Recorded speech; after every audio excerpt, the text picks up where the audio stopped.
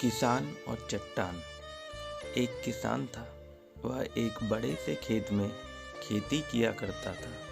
उस खेत के बीचों बीच पत्थर का एक हिस्सा जमीन से ऊपर निकला हुआ था, जिससे ठोकर खाकर वह कई बार गिर चुका था और न जाने कितनी ही बार उससे टकराकर खेती के औजार भी टूट चुके थे। रोजाना की तरह आज भी वह सुबह सुबह खेती करने पहुंचा, पर जो सालों से होता आ रहा था, एक वही हुआ। एक बार फिर किसान का हल पत्थर से टकराकर टूट गया।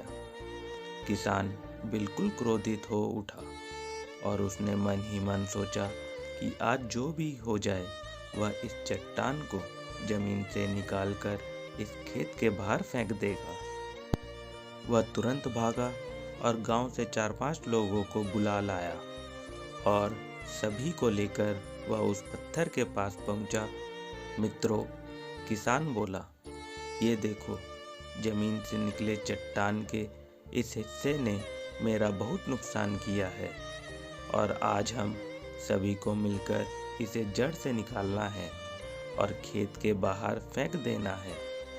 और ऐसा कहते ही वह फावड़े से पत्थर के किनारे वार करने लगा। पर ये क्या, अभी उसने 1-2 बार ही मारा था कि पूरा का पूरा पत्थर जमीन से बाहर निकल आया। साथ खड़े लोग भी अचरज में पड़ गए और उन्हीं में से एक ने हंसते हुए पूछा, क्यों भाई, तुम तो कहते थे कि तुम्हारे खेत में एक बड़ी सी चट्टान दबी हुई है, पर ये तो एक मामूली सा पत्थर निकला। किसान भी आश्चर्य में पड़ गया।